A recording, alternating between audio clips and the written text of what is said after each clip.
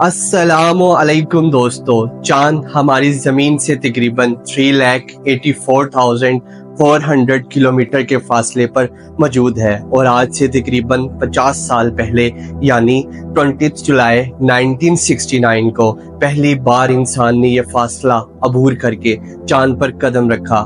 Apollo 11 mission का lunar module चांद पर लैंड करता है, जिसमें मौजूद है एस्ट्रोनॉट नील आर्मस्ट्रॉन्ग, जो अपने भारी से स्पेस सूट के साथ चांद पर कदम रखते हैं और चांद पर कदम रखने वाले पहले इंसान बन जाते हैं। और सवाल ये है दोस्तों कि क्या वाकई ही ऐसा हुआ था?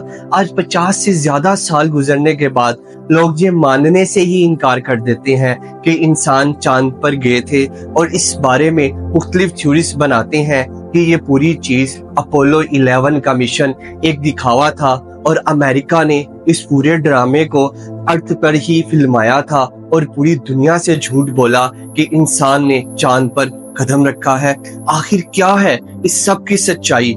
आए जानने की कोशिश करते हैं इस पूरी कहानी को आज की इस वीडियो में। दोस्तों, अभी हाल ही में चाइना ने अपना एक मिशन चैंग-ई-6 चांद पर भेजा है, जो जमीन से चांद पर जाने वाला सबसे लेटेस्ट मिशन है। अगर ये मिशन कामयाब होता है तो साइंटिस्ट चांद के दूर हिस्सों पर मौजूद पत्थरों को एग्जामिन करने में कामयाब होंगे।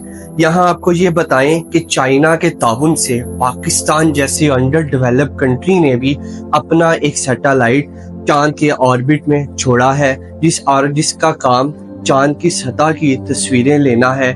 इस सैटेलाइट का नाम iCube कमर है। अब आपको यहाँ ये भी बताएं कि चाइना और पाकिस्तान के हमसाया मुल्क भारत ने भी हाल ही में अपना एक मिशन चंद्रयान 3 चांद की तरफ भेजा और ये इंडिया की तरफ से लॉन्च किया गया सबसे कम बजट था और ये चंद्रयान 3 बहुत कामयाब मिशन रहा।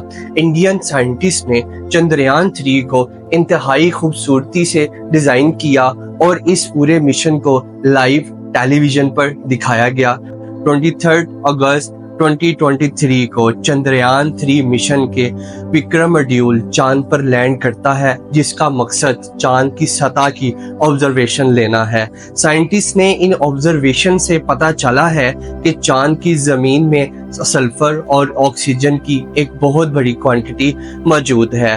अब तक चाइना, जापान, रशिया, अमेरिका और इंडिया कामयाबी से अपने मिशन चांद पर भेज चुके हैं। दोस्तों, यहाँ आपके ज़हन में ये सवाल तो आएगा कि क्यों दुनिया के मुख्तलिफ ममालिक अपने मिशन चांद पर भेज रहे हैं और क्या वाकई ही इंसान ने भी चांद पर कदम रखा है? इसको जानने के लिए हम माजी में जाते हैं, जब रशिया 1957 के अंदर पहला मुल्क बन गया आर्टिफिशियल सैटेलाइट लॉन्च करने वाला। इसके ठीक एक साल बाद यानी 1958 में अमेरिका ने भी अपना सैटेलाइट खला में भेजा और यहाँ से शुरू हुआ रशिया और अमेरिका के दरमियान में स्पेस वॉर का आगाज।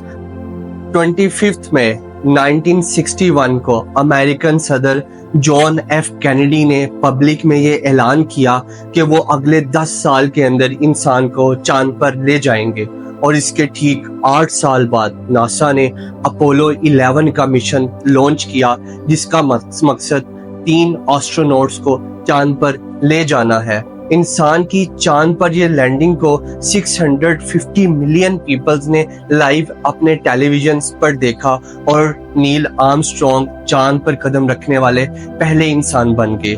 ये अपने साथी एस्ट्रोनॉट के साथ 21 घंटे तक चांद पर रहे और वहां के माहौल और उसकी सतह की ऑब्जर्वेशन की और उसके बाद लूनर मॉड्यूल को सर्विस मॉड्यूल के साथ जोड़ने के बाद इनको महफूज तरीके से जमीन पर लैंड करवा दिया गया।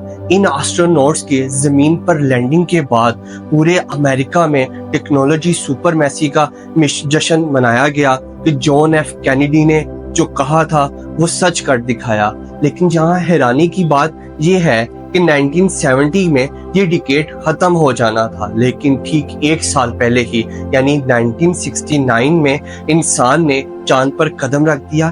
क्या ऐसा तो नहीं कि टेक्नोलॉजी वॉर के अंदर अपना एडवांटेज दिखाने के लिए अमेरिका ने एक fake moon landing mission operation दिखाया हो?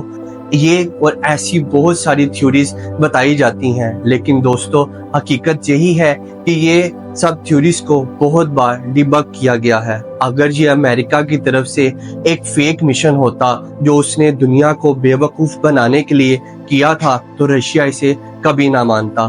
دی گریٹ سوویت انسائکلوپیڈیا جو 1970 سے 1979 کے درمیان میں پبلش ہوا، اس کے 3rd ایڈیشن کے اندر اس پوری چیز یعنی کہ مون لینڈنگ کو ایک فیکچول ریئلٹی بتایا گیا ہے۔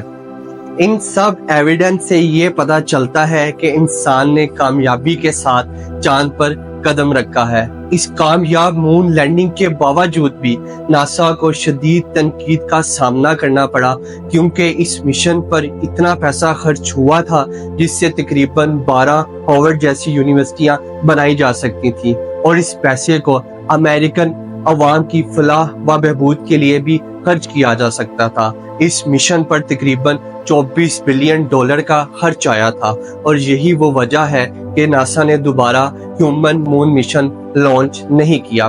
اسپیس میں جانے پر تنقید اپنی جگہ، لیکن ان مون اور اسپیس مشن سے انسان ٹیکنالوجی کے ایک نئے لیول تک پہنچ گیا ہے۔ اس نے مون کی سطح اور اس کے انوائرمنٹ کے بارے میں بہت سی چیزیں جانی ہیں، اور ان مشن سے ہمیں یہ پتا چلا کہ چاند کی سطح میں اتنی آکسیجن موجود ہے کہ وہ 8 بلین پیپل کے لیے 1 سال تک کافی ہے۔ اب یہ بات تو یقینی ہے کہ سائنٹسٹ آنے والے چند سالوں میں اس بات پر کوشش کریں گے کہ کیسے وہ اس آکسیجن کو انسان کے چاند پر سانس لینے کے لیے استعمال کر سکتے ہیں، اور شاید یہی وہ وجہ ہے کہ دنیا کی مختلف کنٹریز اپنے مشن چاند پر بھیج رہی ہیں۔